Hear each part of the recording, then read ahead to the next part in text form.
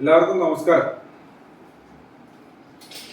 ഈ എൽറോഡ് എങ്ങനെ ഉപയോഗിക്കണമെന്ന് പലരും ഇങ്ങനെ ചോദിച്ചിരുന്നു. അപ്പോൾ അതിൻ്റെ അടിസ്ഥാനത്തിൽ എൽറോഡ് ഉപയോഗിക്കുന്നതിനെ പറ്റിയുള്ള ചെറിയ ഒരു വീഡിയോ ആണിത്. എല്ലാ കാര്യങ്ങളും വിശദമായിട്ട് പറയുന്നില്ല, എങ്കിൽ പോലും അത്യാവശ്യം നമുക്ക് ഏതൊക്കെ മേഖലകളിൽ ഇത് ഉപയോഗിക്കാം എന്നുള്ളതാണ് ഈ വീഡിയോയിൽ വ്യക്തമാക്കുന്നത്. ദയവായിട്ട് എല്ലാവരും കാണാം. ഇത് ആദ്യം എൽറോഡിനെ നമുക്കൊന്ന് മനസ്സിലാക്കാം. ഇത് ഒരു കോപ്പർ റോഡാണ്. കോപ്പർ ചിലർ കോപ്പർ കമ്പി വളച്ച് കൈക്കുള്ളിൽ പിടിച്ചിട്ടും ഒക്കെ പല കാര്യങ്ങൾ ചെയ്യുന്നുണ്ട്. എങ്കിലും ഇതിനകത്ത് പറഞ്ഞാൽ ഇതൊരു ഹാൻഡില്, ഈ ഹാൻഡിലിനകത്ത് ഇത് വളരെ ഫ്രീ ആയിട്ടാണ് ലഭിക്കുന്നത്. ഇത് ഒരു പിടുത്തവും ഒന്നും പിടിക്കാനുള്ള സംവിധാനമില്ല. വളരെ ഫ്രീ ആയിട്ട് ഇത് മൂവ് ആവുകയാണ്. മനസ്സിലായി? ഇതാണ് ഇതിൻ്റെ ഈ റോഡ്. ഇത് പിടിക്കേണ്ടത് വെച്ചാൽ എപ്പോഴും നമ്മൾ ഭൂമിക്ക് പാരലായിട്ട് വേണം പിടിക്കാൻ. പിന്നെ അതുപോലെ തന്നെ നമ്മളിത് ഉപയോഗിക്കുന്ന സമയത്ത് നമ്മളുടെ ശരീരത്തിൽ മൊബൈൽ ഫോണ്, മെറ്റലായിട്ടുള്ള മോതിരങ്ങളും മറ്റു കാര്യങ്ങളൊന്നും നമ്മൾ കയ്യിൽ സൂക്ഷിക്കാൻ പാടില്ല. കഴിവതും ഭൂമിയെല്ലാം ചെയ്യുന്നതെങ്കിൽ എവിടെയാണെന്ന് ചെരുപ്പുകളൊന്നും ഇടാതെ വേണം നമ്മൾ ഇത് നോക്കാനായിട്ട്, ചെയ്യാനായിട്ട്. അപ്പം ഇത് നോക്കാന്ന് വെച്ചാൽ പിന്നെ നമുക്ക് നോക്കേണ്ടത് വെച്ചാൽ ഇത് എപ്പോഴും പിടിക്കേണ്ടത് ഈ ഭൂമിക്ക് പാരലായിട്ട് വേണം പിടിക്കാനായിട്ട്. ഇപ്പൊ നമ്മളൊരു വീട്ടിലെ മുറികളാണ് നമുക്ക് പരിശോധിക്കേണ്ടതെന്ന് വിചാരിക്കുക. വീട്ടിലെ ഏതൊക്കെ മുറികളാണ് നെഗറ്റീവ് ഉള്ളത്, പോസിറ്റീവ് ഉള്ളതെന്ന് നമുക്ക് തിരിച്ചറിയണമെന്നുണ്ടെങ്കിൽ മറ്റൊന്നും വേണ്ട, നമ്മളെ വീടിന് പുറത്തുനിന്ന് നമ്മുടെ പിന്നെ ഈ റോഡുമായിട്ട് നമ്മൾ ഓരോ മുറികളിലും നമ്മൾ നോക്കുക. അപ്പോൾ ഏതൊക്കെ മുറികളിൽ വളരെ സാവധാനത്തിൽ വേണം പോകാനായിട്ട്. തമ്മിൽ മുട്ടേണ്ട ആവശ്യമില്ല. ഒരു അല്പം ഗ്യാപ്പ് കൊടുത്തുകൊണ്ട് നമുക്കിത് ഈ പിടിക്കുന്നത് ഏകദേശം ഇത്രയും ഗ്യാപ്പിൽ നമുക്കിത് പിടിക്കാവുന്നതാണ്. ഇങ്ങനെ നമ്മൾ ഈ മുറികളിൽ നമ്മുടെ മനസ്സിലുള്ള ചോദ്യവും വേണം. അത് മുറികളിലെ ഊർജ്ജത്തെ പറ്റി നമ്മൾ ചോദിക്കുകയാണ്. അങ്ങനെ ചോദിച്ചുകൊണ്ട് നമ്മൾ ഓരോ മുറികളിലും സഞ്ചരിക്കുമ്പോൾ നെഗറ്റീവ് ഉള്ള മുറികളിൽ വരുമ്പോഴത്തേക്ക് ഇത് ക്രോസ് ആകുകയും പോസിറ്റീവ് ഉള്ള മുറികളിൽ ഇത് ഈ രീതിയിൽ എത്രത്തോളം ഉണ്ടെങ്കിൽ അതനുസരിച്ചിട്ട് ഇതിൻ്റെ വലിപ്പം നമ്മളെ കാണിക്കും. പിന്നെ അതുപോലെ തന്നെ അതാണ് മുറികളിൽ നമുക്ക് നോക്കുമ്പോൾ ഉപയോഗിക്കേണ്ട രീതി. രണ്ടാമത്, ഒരു വ്യക്തിയുടെ നമ്മൾ അയാളുടെ ചക്രാസ് പരിശോധിക്കുക. ഓരോ ചക്രാസും നമ്മൾ വിഷ്വൽ ചെയ്തുകൊണ്ട് നമ്മൾ ഈ പിന്നെ റോഡ് അയാൾക്ക് അഭിമുഖമായിട്ട് പിടിച്ചുകൊണ്ട് നമുക്ക് അയാളുടെ ചക്രാസ് നമുക്ക് ചോദിക്കാം. ചക്രാസിൻ്റെ നെഗറ്റീവ് ആണോ പോസിറ്റീവ് ആണോ, അതിൻ്റെ ഊർജ്ജം എത്രത്തോളം ഉണ്ട്. അപ്പോൾ ഇതിൻ്റെ വൈഡ് അനുസരിച്ചിട്ട് നമുക്ക് അതിൻ്റെ ഊർജ്ജം കൂടുതലാണെന്ന് നമുക്ക് പറയാൻ പറ്റും. ഇത് വൈഡ് വീതി കുറവായിട്ട് നിൽക്കുകയാണെന്നുണ്ടെങ്കിൽ അതനുസരിച്ചിട്ട് കുറവായിരിക്കും. ക്രോസ് ആണെന്നുണ്ടെങ്കിൽ അത് ക്രോസും വളരെ നല്ല രീതിയിൽ ക്രോസ് ചെയ്ത് നിൽക്കുകയാണെങ്കിൽ അത് വളരെ നെഗറ്റീവാണ്. അത് ആ ചക്ര ആൾക്ക് വളരെ വളരെ ദോഷം ചെയ്യുന്ന ഒരു വിധത്തിലാണ് പോകുന്നത് എന്ന് നമുക്ക് മനസ്സിലാക്കാൻ സാധിക്കും. അതങ്ങനെ ചക്രാസ്, പിന്നെ ഓറയുടെ ലെവല്, ഇത് ഇങ്ങനെയുള്ള കാര്യങ്ങളെല്ലാം നമുക്ക് ഒരു വ്യക്തി ഇരുത്തിക്കൊണ്ട് നമുക്ക് ഈ റോഡ് ഉപയോഗിച്ച് നോക്കാം.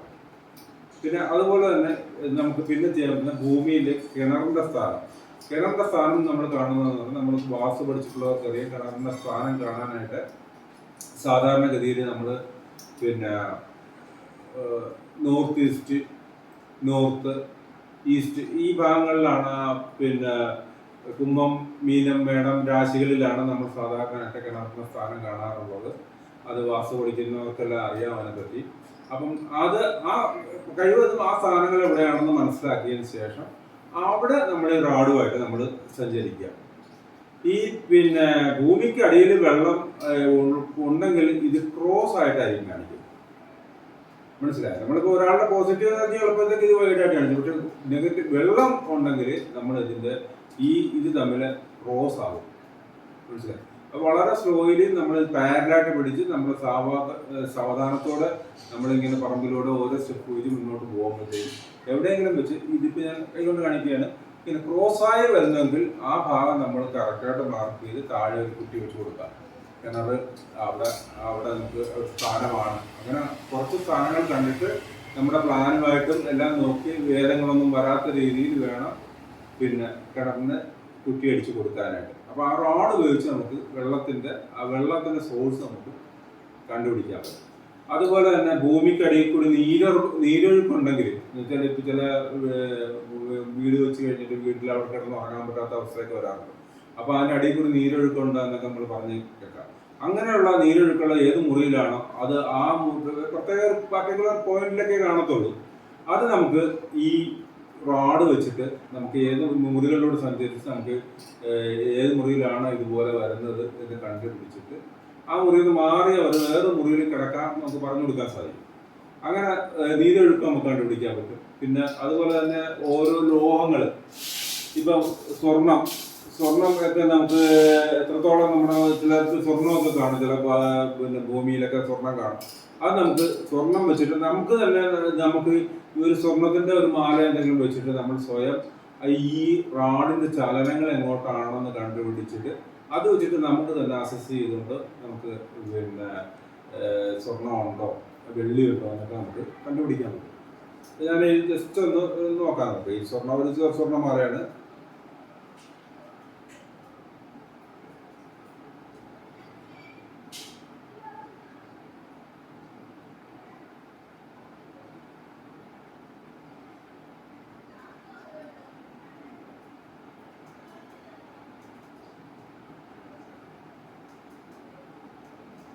സ്വർണം ഇരിക്കുന്നിടത്ത് വരുമ്പോഴത്തേക്ക് ഏകദേശം ഒരു എൽ ഷേപ്പിലാണ് നമുക്ക് ഈ റോഡ് വന്നിരിക്കുന്നത്. എൽ ഷേപ്പിലാണ്. ഒരു ഭാഗം സ്ട്രൈറ്റ് ആയിട്ടും ഒരെണ്ണം തിരിച്ച് എൽ ഷേപ്പിൽ ഏകദേശം 90 ഡിഗ്രിയിൽ ആണ് ആ സ്വർണത്തിന്റെ മുകളിൽ വന്നപ്പോൾ നമുക്ക് കാണാൻ സാധിക്കും.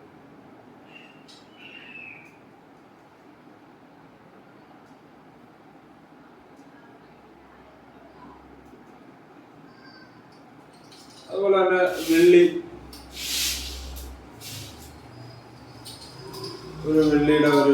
വെള്ളി നമുക്ക് എങ്ങനെയാണ്, വെള്ളി ഉണ്ടെന്നുണ്ടെങ്കിൽ നമുക്ക് എങ്ങനെയാണ് ഇതിന്റെ ചലനങ്ങൾ, ഇത് വളരെ പ്രാക്ടീസ് ചെയ്യണം. പ്രാക്ടീസ് ചെയ്തിട്ട് മാത്രമേ ഇങ്ങനെയുള്ള കാര്യങ്ങൾ നമുക്ക് പ്രവചിക്കാവുള്ളൂ.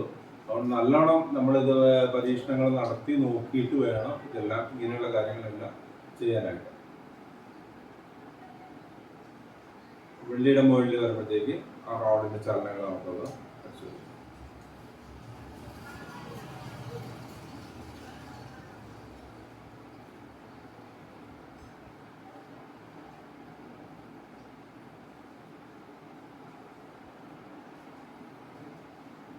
ഇവിടെ വന്നപ്പോഴത്തേക്കും ഇതുപോലെ എൽ ഷേപ്പാണ്. പക്ഷെ അതിനകത്ത് രണ്ട് രീതിയിലാണ് വന്നത്. സ്വർണത്തിന് വന്നതുപോലെ ഉള്ള എല്ലല്ല, എല്ല് നേരെ റിവേഴ്സിലായിട്ടാണ് ഇവിടെ ഇത് കാണിച്ചത്. അതുപോലെ തന്നെ നമുക്ക് മറ്റ് പാറ എല്ലാ കാര്യങ്ങൾക്കും നമുക്ക് ഇത് കണ്ടുപിടിക്കാൻ പറ്റും. ഇത് ഞാനിതിപ്പോൾ ഓഫീസിൽ ഇരുന്ന് ചെയ്യുകയാണ്, അതുകൊണ്ട് അതിൻ്റെതായ ആക്യുറസിയുടെ കുറവൊക്കെ ഉണ്ടാകും. പക്ഷേ നമ്മൾ ഭൂമിയിൽ വെച്ച് ചെയ്യണമെന്ന് വളരെ കൃത്യമായിട്ട് തന്നെ നമുക്ക് ഇത് കണ്ടുപിടിക്കാനായിട്ട് സാധിക്കും.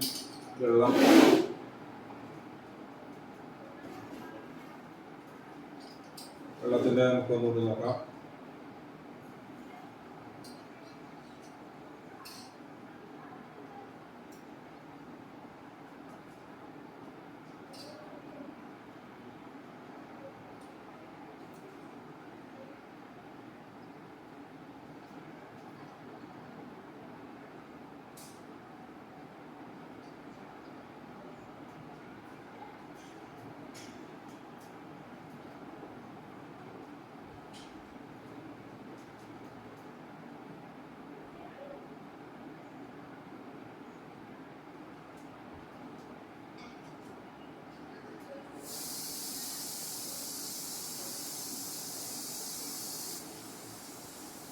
വെള്ളമുള്ള ഭാഗത്ത് വന്നപ്പോഴത്തേക്ക് അത് ക്ലോസ് ആയിട്ടാണ് നമുക്ക് കാണുന്നത്.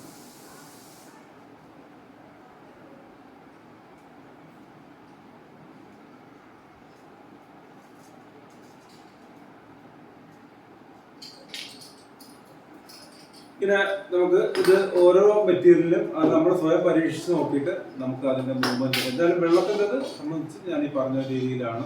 അത് നമ്മൾ ഭൂമിയിലായിട്ട് വെച്ച് നോക്കിയാൽ വളരെ ആക്യുറേറ്റ് ആയിട്ട് നമുക്ക് കണ്ടുപിടിക്കാൻ പറ്റും. ചില ബക്കറ്റിലൊക്കെ വെള്ളം വെച്ചിട്ട് കണ്ണ് കെട്ടിയിട്ട് വരെ ഇങ്ങനെ റോഡ് വെച്ചിട്ട് അത് കണ്ടുപിടിക്കുന്നതായിട്ടൊക്കെ കുറേ വീഡിയോസൊക്കെ നമ്മൾ കണ്ടിട്ടുണ്ട്. അതൊക്കെ വളരെ കറക്റ്റായിട്ടുള്ള വീഡിയോസ് തന്നെയാണ്. അതുപോലെ നമുക്കും എല്ലാം ഇത് റോഡ് വെച്ച് നമുക്ക് ഏത് രീതിയിലുള്ള പരീക്ഷണങ്ങളും നടത്താൻ പറ്റുന്നതാണ്. പെൻഡുലത്തിനേക്കാളും കുറച്ചുകൂടി ആക്യുറേറ്റ് ആയിട്ടും പല രീതിയിലും നമുക്ക് ഈ റോഡ് ഉപയോഗിക്കാം.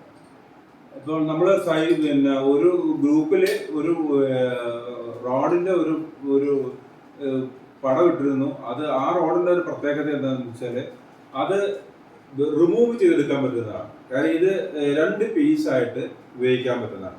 ഇപ്പൊ ഇതിനെ സംബന്ധിച്ച് ഈ റോഡ് ഇതൊരു പഴയ മോഡലാണ്, ഞാൻ പഠിച്ചിട്ടുള്ള സമയത്ത് വാങ്ങിച്ചതാണ്. അന്ന് ഈ വാങ്ങിച്ചു, അത് ഒറ്റ പീസാണ്. ഇത് നമുക്ക് ഒന്നും ചെയ്യാൻ പറ്റത്തില്ല. ഇത് കൊണ്ടു നടക്കാൻ വളരെ ബുദ്ധിമുട്ടാണ്. നമുക്ക് യാത്രാ സമയത്തൊക്കെ ഇത് നമുക്ക് ഇതുപോലെ ബാഗിനകത്തൊക്കെ വെച്ച് കഴിഞ്ഞാൽ ഇത് വളഞ്ഞു പോകാൻ സാധ്യതയുണ്ട്. അത് പല പ്രാവശ്യം വളഞ്ഞിട്ടുണ്ട്. ഞാൻ അതിനെയൊക്കെ സ്ട്രൈറ്റ് ആക്കി എടുത്ത് വെച്ചിട്ടാണ് ഇപ്പോൾ ഉപയോഗിക്കുന്നത്. അപ്പം ഇപ്പൊ നമ്മൾ പുതിയതായിട്ട് ഇപ്പൊ നമ്മുടെ സൈറ്റിലിട്ട് നമ്മുടെ ഗ്രൂപ്പിലിട്ടിരുന്ന റാഡിനെ സംബന്ധിച്ച് പറഞ്ഞു കഴിഞ്ഞാൽ ആ റാഡ് നമുക്ക് 2 പീസാക്കി എടുക്കാം. 2 പീസാക്കി എടുത്ത് അത് നമുക്ക് അതിനൊരു ബോക്സ് ഉണ്ട്. ആ ബോക്സിനകത്ത് ഇത് രണ്ടും രണ്ടായിട്ട് വെച്ച് വ്യത്യസ്തമായിട്ട് വെച്ച് ബോക്സ് അടച്ചു കഴിഞ്ഞാൽ അതിന് യാതൊരു വിധ ഡാമേജ് സംഭവിക്കത്തില്ല. അത് നമുക്ക് എവിടെ വേണമെങ്കിലും കൊണ്ടുപോകാം. ഈ ബാഗിനകത്തൊക്കെ ഇട്ട് കൊണ്ടുപോകാൻ പറ്റും. കുറച്ച് നല്ല ഒരു ടൈപ്പ് എൽറാഡാണത്. അപ്പോൾ അതുകൊണ്ടാണ് അത് നിങ്ങളെ അറിവിന് വേണ്ടി അത് ഗ്രൂപ്പിൽ ഇട്ടത്. താല്പര്യമുള്ളവർ പറഞ്ഞാൽ മതി. എന്തായാലും ഈ എൽറാഡ് നിങ്ങൾക്ക് നിങ്ങളുടെയൊക്കെ പ്രാക്ടിക്കൽ ക്ലാസ് സമയത്ത് ഇത് നിങ്ങൾക്ക് ഉപയോഗിക്കുന്ന വിധങ്ങളൊക്കെ കുറച്ചുകൂടി വൈഡായിട്ട് കാര്യങ്ങൾ നിങ്ങളുടെ ക്ലാസ്സിൽ നിങ്ങളുടെ സാറ് പറഞ്ഞു തരും. ഇതിപ്പോൾ തൽക്കാലം ഒരു ആവശ്യത്തിന് വേണ്ടിയിട്ട് നിങ്ങൾക്ക് ഈ ചോദിച്ചത് കൊണ്ട് അത് ഇങ്ങനെ ഒരു വീഡിയോ തയ്യാറാക്കിയതാണിത്. ഓക്കെ, അപ്പോൾ എല്ലാവർക്കും നന്ദി, നമസ്കാരം.